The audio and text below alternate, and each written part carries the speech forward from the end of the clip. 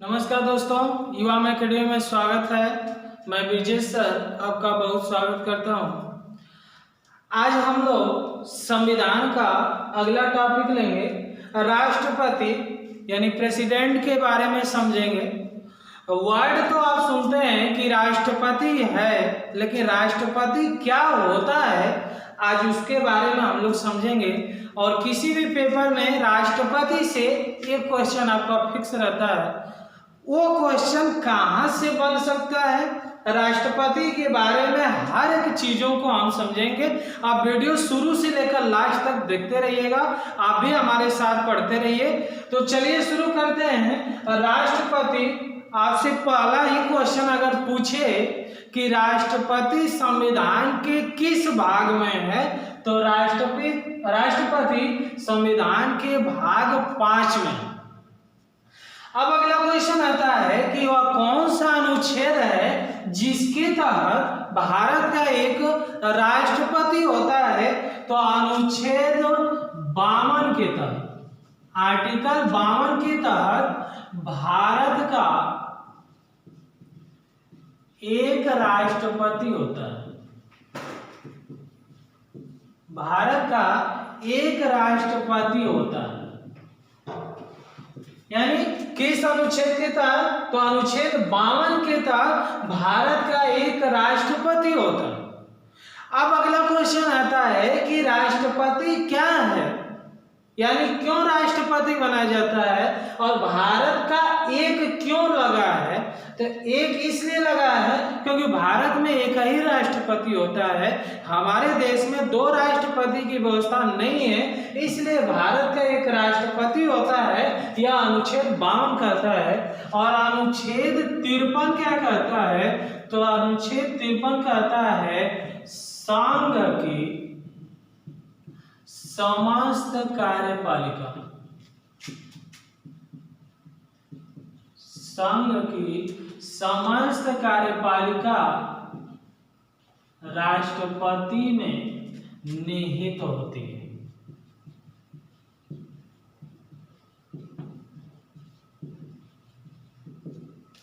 अनुच्छेद 53 कहता है संघ की समस्त कार्यपालिका राष्ट्रपति में निहित होती है, यानी भारत में कोई ऐसा कार्य नहीं है जो बिना राष्ट्रपति से पूछे हो सकता है। तो अनुच्छेद 53 में संघ की समस्त कार्यपालिका राष्ट्रपति में निहित होती है।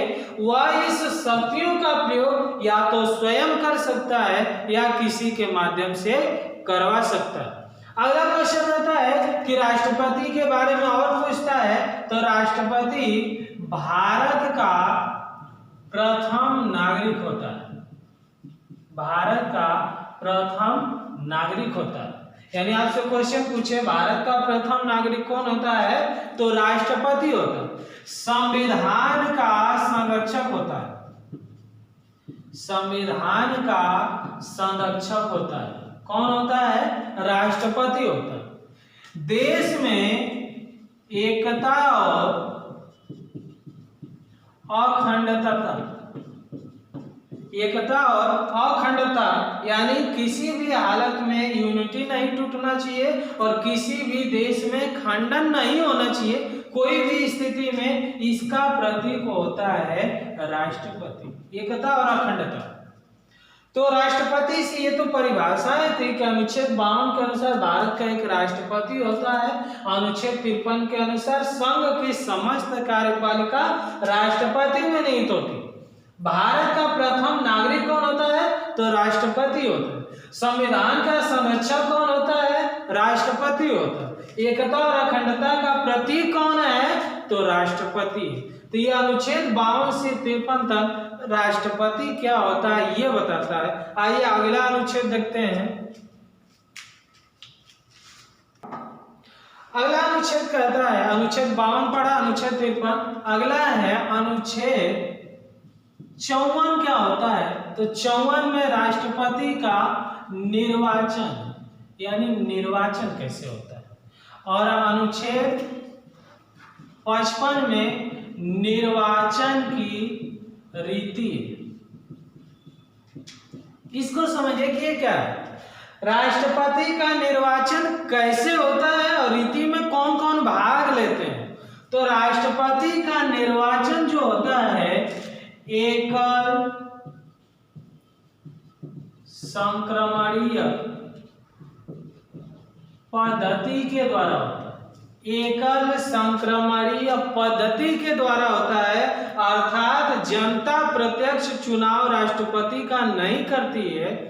उस राज्य में विधायक सांसदों के माध्यम से जनता का वोट काउंटिंग होता है, यानी निर्वाचन इसका कैसे होता है? एकल संक्रमणीय पद्धति। कौन कौन भाग लेता है? तो लोकसभा, राज्यसभा, राज्यों की विधानसभा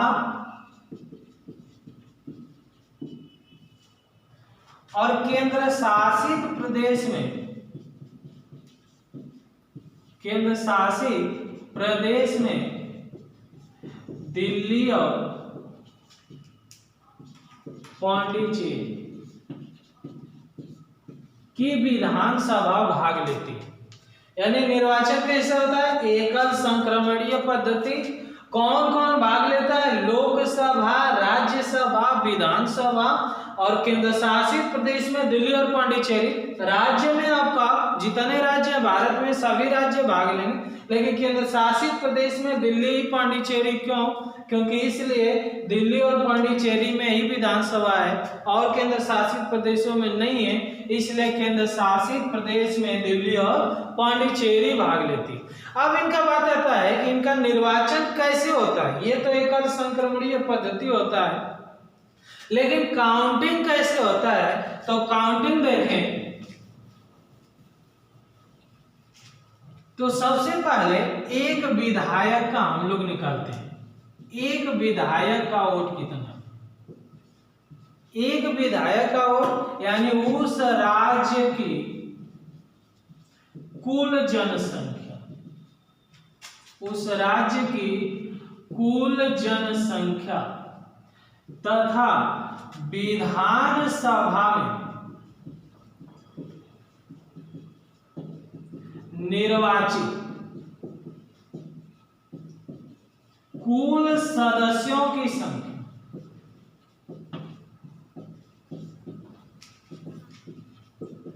गुणे 1/1000।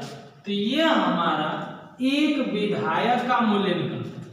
यानी एक विधायक कितना वोट देता है? तो उस राज्य के, यानी जिस राज्य से वो बिलोंग करता है, उस राज्य की कुल जनसंख्या बटे उस राज्य में विधानसभा में निर्वाचित कुल सदस्यों की संख्या से भाग देते हैं और 1000 से भी भाग देते हैं, तब निकलता है एक विधायक का।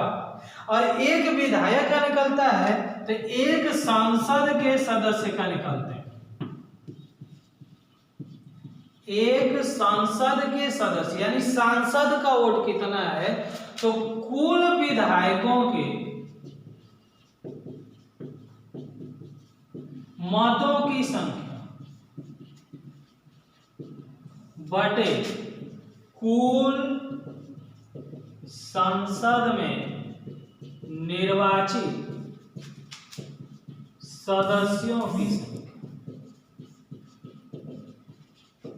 तो इस प्रकार से हमारा राष्ट्रपति का निर्वाचन होता है। एक विधायक का राज्य की कुल जनसंख्या बटे विधानसभा में कुल सदस्यों की संख्या गुणे 1/1000।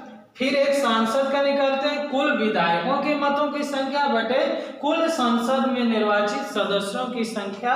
ये कहलाती है कि एकल संक्रमणीय पद्धति में वोट कैसे मिलता है। अब अगला आता है कि राष्ट्रपति का निर्वाचन होता है तो बैलेट पेपर या मत पत्र कैसे होता है? तो इनका चुनाव चिन्ह नहीं होता है, इनका नंबर है। कितने राष्ट्रपति चुनाव लड़ रहे हैं उतने हिसाब से अंक दिए जाते हैं, 1 नंबर, 2 नंबर, 3 नंबर, 4 नंबर, उसी पे मत होता है। तो मत में कौन कौन भाग लेते हैं? तो लोकसभा, राज्यसभा, विधानसभा और केंद्र शासित में दिल्ली और पांडिचेरी। और एक विधायक का निकालिए, फिर एक सांसद का। आइए अगला अनुच्छेद देखते हैं। अगला अनुच्छेद है 56। 55 तक पढ़ा। 56 कहता है राष्ट्रपति की पदावधि यानी ये भी क्वेश्चन आता है कि राष्ट्रपति का कार्यकाल कितनी बार होता है। तो एक राष्ट्रपति आमतौर पे 5 साल के लिए होता है, लेकिन राष्ट्रपति चाहे तो 5 साल के अंदर या 5 साल से पहले अपना पद छोड़ सकता है, अपना त्याग पत्र दे सकता है, कार्यभार छोड़ सकता है। यानी एक पदावधि राष्ट्रपति कितने साल के लिए होता है, तो 5 साल के लिए होता है, लेकिन बीच में भी त्याग पत्र दे सकता है। अब ये क्वेश्चन आता है कि त्याग पत्र राष्ट्रपति किसको देता है, तो त्याग पत्र राष्ट्रपति उपराष्ट्रपति को देता है, उपराष्ट्रपति। तो अनुच्छेद 56 में है पदावधि यानी राष्ट्रपति का कार्यकाल कितना होता है, 5 साल होता है, लेकिन राष्ट्रपति चाहे तो बीच में त्याग पत्र दे सकता है। वो किसको देगा, उपराष्ट्रपति को देगा। अगला है अनुच्छेद 57 क्या कहता है, पुनर्निर्वाचन। पुनर्निर्वाचन होने के लिए शर्तें। अब इसमें भी क्वेश्चन पूछता है कि क्या एक ही राष्ट्रपति 2 बार बन सकता है, तो हाँ, एक राष्ट्रपति 2 बार बन सकता है, यानी पुनः उसका निर्वाचन हो सकता है। और ऐसा भी हुआ है। क्वेश्चन आता है भारत के ऐसे राष्ट्रपति जो प्रथम भी रहे और 2 बार रहे, डॉक्टर राजेंद्र प्रसाद थे, तो 2 बार हम पुनर्निर्वाचन कर सकते हैं। अब क्वेश्चन आता है कि क्या ऐसे ही निर्वाचन होता रहेगा, तो एक राष्ट्रपति कितनी बार राष्ट्रपति बन सकता है, यह भी क्वेश्चन आता है कि एक राष्ट्रपति कितनी बार राष्ट्रपति बन सकता है, तो कोई सीमा निर्धारित नहीं है, कोई सीमा निर्धारित नहीं है।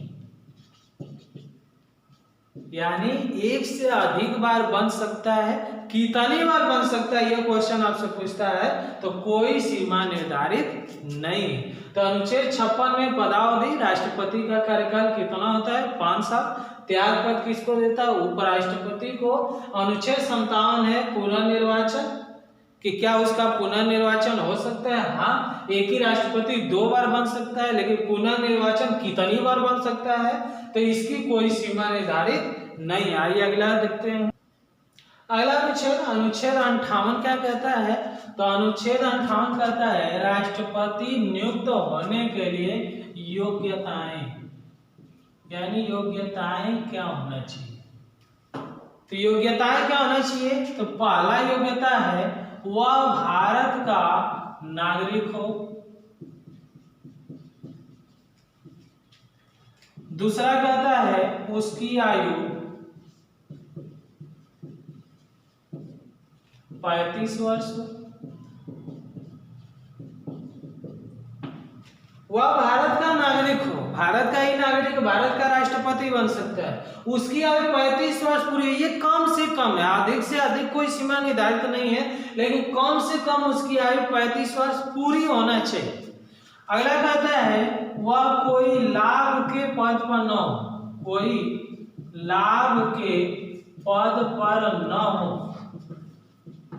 यानी वो किसी लाभ के पद पर न हो जब वो राष्ट्रपति बनता है। अगला कहता है कि जब राष्ट्रपति का नामांकन होगा, जब राष्ट्रपति का नामांकन होगा, तो नामांकन में 50 प्रस्तावक,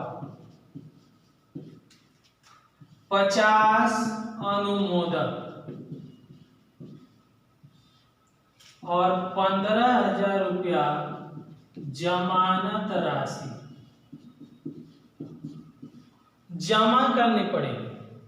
50 प्रस्तावक, ये 50 अनुमोदक उस राष्ट्रपति का एक गारंटी सदस्य है कि ये अपने पद पे बने रहेंगे और पद पर ईमानदारी से कार्य करेंगे, इसलिए ये राष्ट्रपति का चुनाव लड़ रहे हैं हम लोगों के भरोसे पर।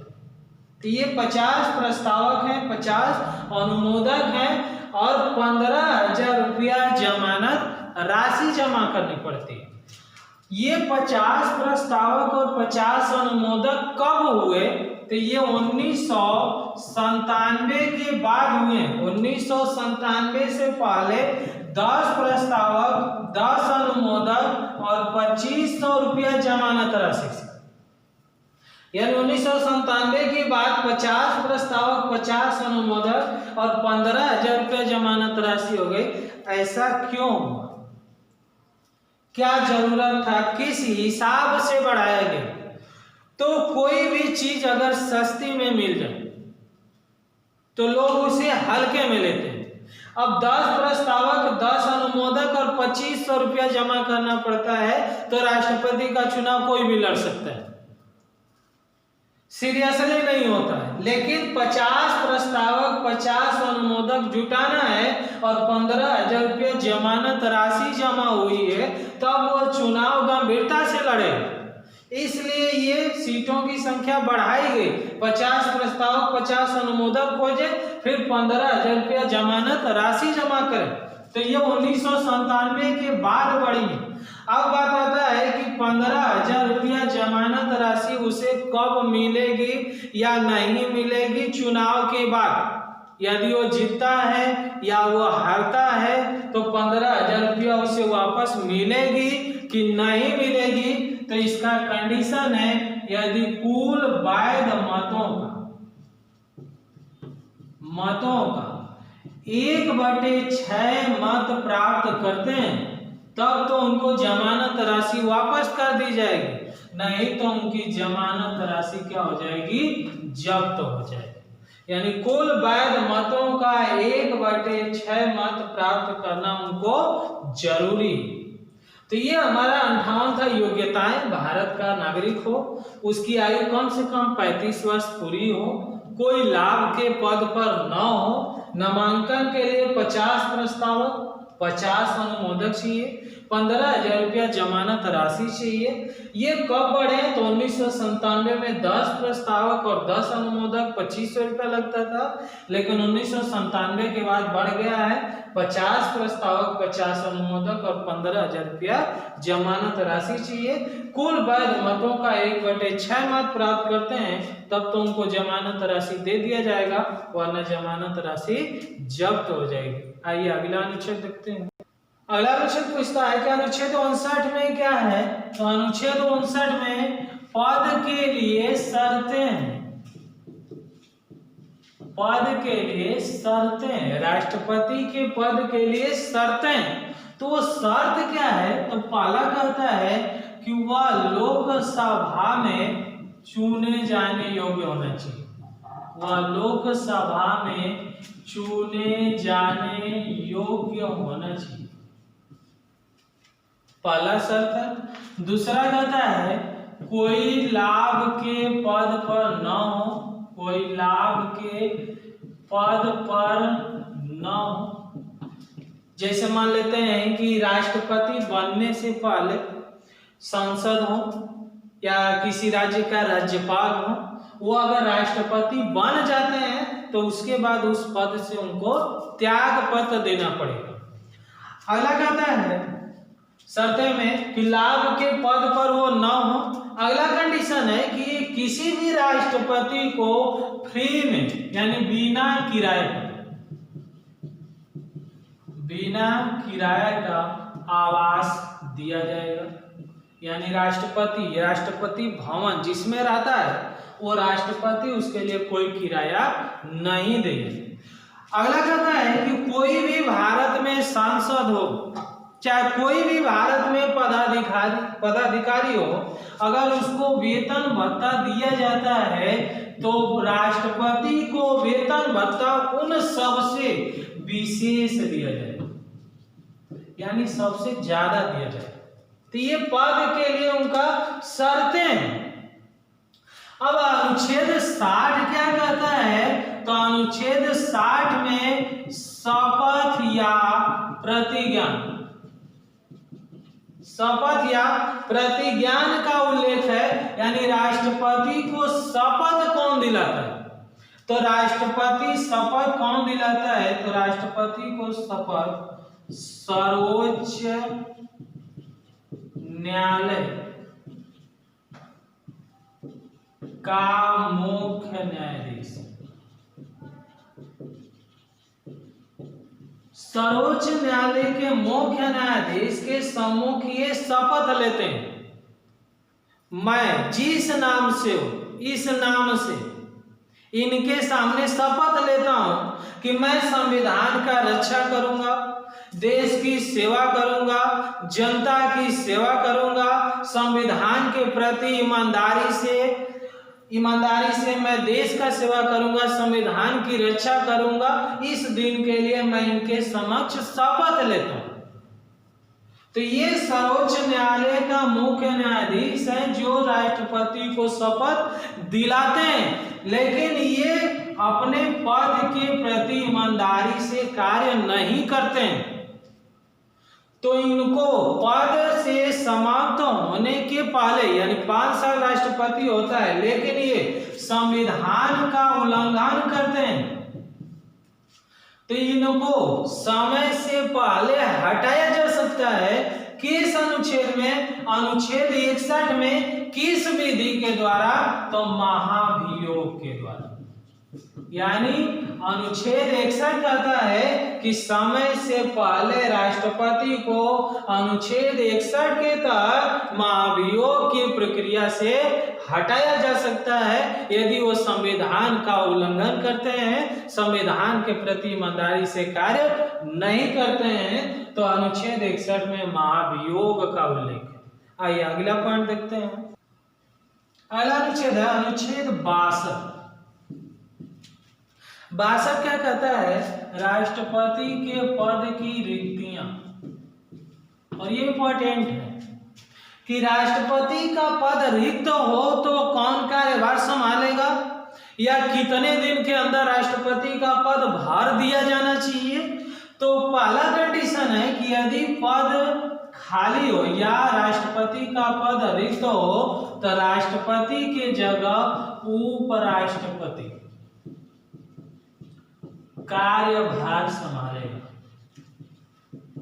उपराष्ट्रपति कार्यभार संभालेगा। यदि उपराष्ट्रपति भी नहीं है, यह भी रिक्त है, तब सुप्रीम कोर्ट का मुख्य न्यायाधीश संभालेगा।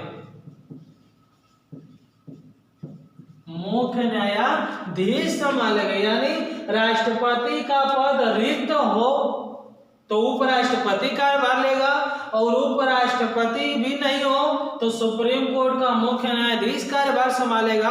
तो क्या ऐसे ही प्रोसेस चलता रहेगा कि चुनाव भी होना चाहिए? तो ये अगला कंडीशन कहता है कि राष्ट्रपति का पद यदि रिक्त हो तो रिक्ति का स्थान 6 महीने के पहले भर दिया जाना चाहिए। यानी 6 महीना के अंदर रिक्तियां जो है उस पे चुनाव हो जाना चाहिए। अब बात आता है कि राष्ट्रपति पद पे बना है 5 साल तक, और 5 साल के बाद भी चुनाव नहीं हो पाता है, तो 5 साल के बाद भी राष्ट्रपति अपने पद पर बना रहता है जब तक दूसरा राष्ट्रपति कोई शपथ नहीं ले लेता।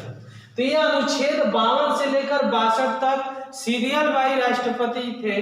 अगला अनुच्छेद कहता है, अनुच्छेद 72 कहता है क्षमादान की शक्ति।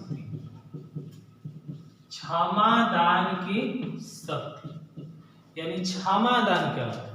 तो किसी को फांसी की सजा या किसी को बहुत ज्यादा साल का आजीवन कारावास हो या किसी को 20-25 साल का जेल जुर्माना हो, तो राष्ट्रपति उसके दंड को कम कर सकता है, फांसी की सजा को माफ कर सकता है, उसके आजीवन कारावास को कम कर सकता है। यानी ये सब पावर किसको है?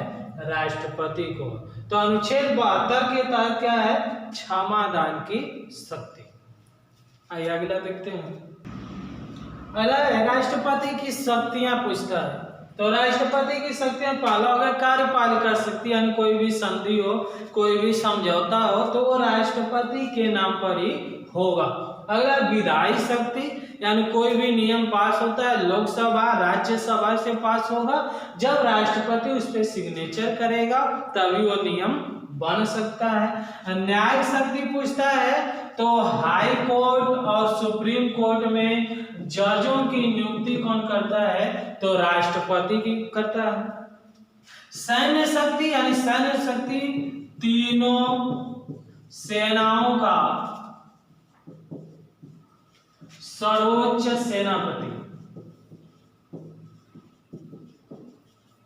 सर्वोच्च सेनापति या सुप्रीम कमांडर कौन होता है? राष्ट्रपति होता है। यानी कार्यपालिका शक्ति कोई भी संधि समझौता राष्ट्रपति के नाम पर, विधायी शक्ति यानी कोई भी नियम राष्ट्रपति के हस्ताक्षर के बाद, न्यायिक शक्ति यानी हाई कोर्ट और सुप्रीम कोर्ट में जजों की नियुक्ति राष्ट्रपति करता है, सैन्य शक्ति यानी तीनों सेनाओं का सर्वोच्च सेनापति या सुप्रीम कमांडर कौन होता है? राष्ट्रपति होता है। वित्तीय शक्ति ये कहता है कि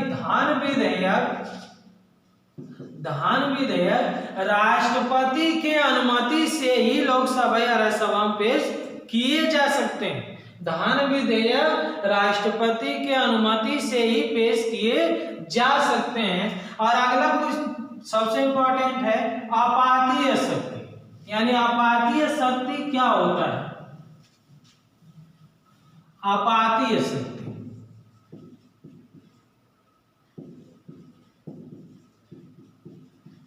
तो आपातीय शक्ति में आपको 3 अनुच्छेद याद करना है।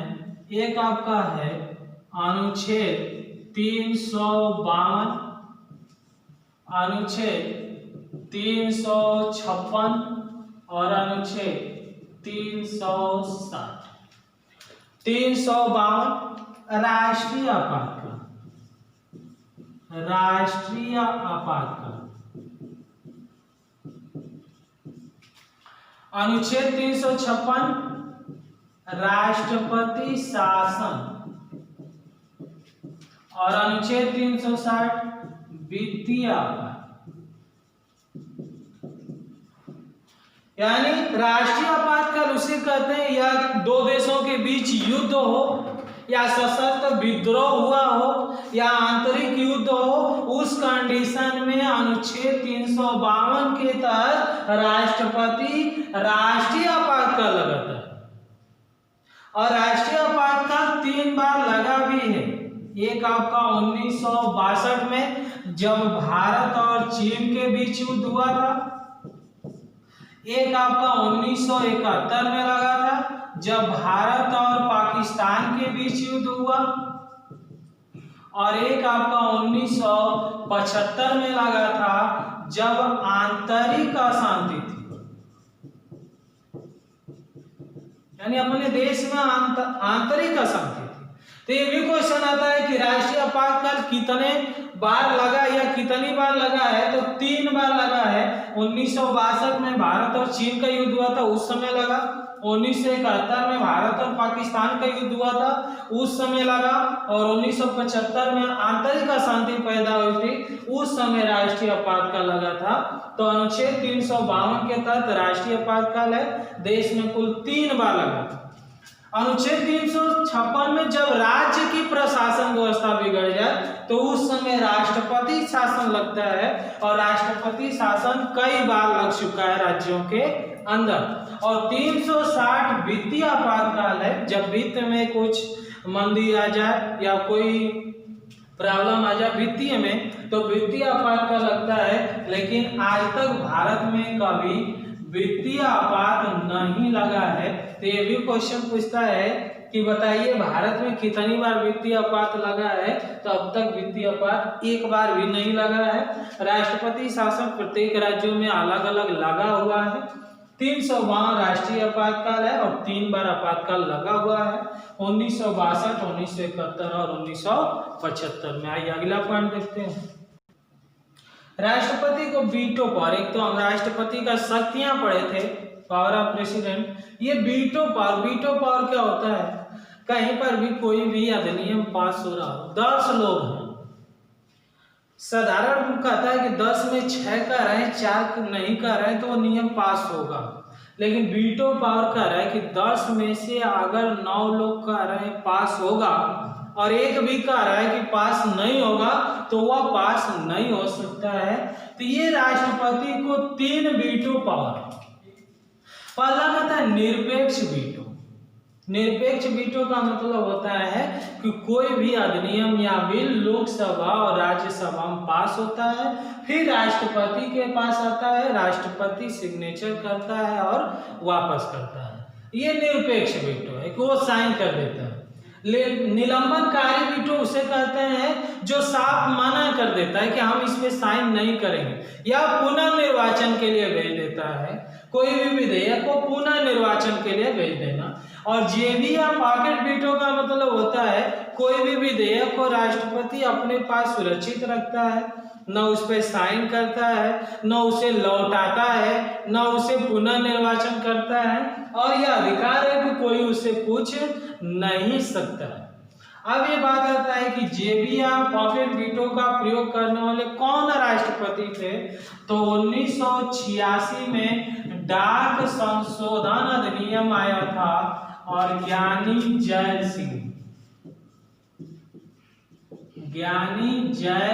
सिंह ने जेबी या पॉकेट वीटो का प्रयोग किया था। ये भी क्वेश्चन आता है कि कौन राष्ट्रपति जेबी या पॉकेट वीटो का प्रयोग किया था। तो ज्ञानी जैल सिंह। कब? 1986 में डाक संशोधन बिल पे। अगला एक अनुच्छेद है अनुच्छेद 123। अनुच्छेद 123 कहता है कि देश में, भारत में संसद विश्रांति काल में, यानी संसद के सदन न चल रहे हों, तो उस तत्काल स्थिति में अनुच्छेद 123 के तहत राष्ट्रपति अध्यादेश जारी करता है। अध्यादेश जारी करता है। तो अध्यादेश जारी करना किस अनुच्छेद में है? तो 123 में। तो ये आपका अनुच्छेद इतना तक पढ़ना था, ये इसको याद रखें। और भी राष्ट्रपति के पावर हैं। जब हम लोग संसद पढ़ेंगे तो संसद में भी राष्ट्रपति है, महत्वपूर्ण नियुक्तियां में भी राष्ट्रपति है कि प्रधानमंत्री का नियुक्ति करता है, राज्यपाल की नियुक्ति करता है, मुख्य न्यायाधीश की नियुक्ति करता है, नियंत्रक और महालेखा परीक्षक की नियुक्ति करता है। तो वो जैसे जैसे टॉपिक आएंगे उसको हम लोग करते रहेंगे।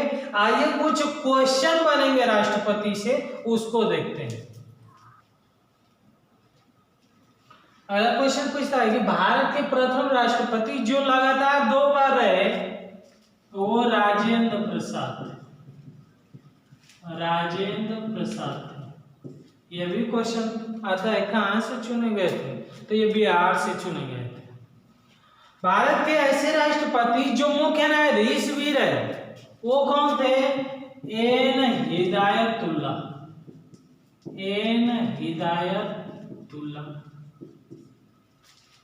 भारत के प्रथम मुस्लिम राष्ट्रपति पूछता है तो डॉक्टर जाकिर हुसैन।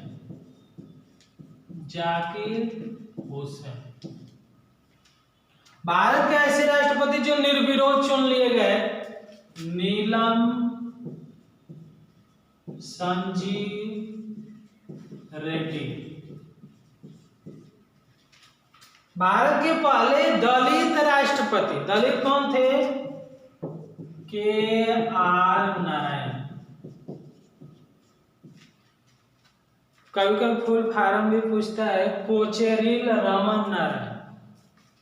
भारत के ऐसे राष्ट्रपति जो मिसाइल मैन के नाम से जाने जाते हैं, एपीजे अब्दुल कलाम। भारत की प्रथम महिला राष्ट्रपति पूछेगा, प्रतिभा देवी सिंह पाटिल।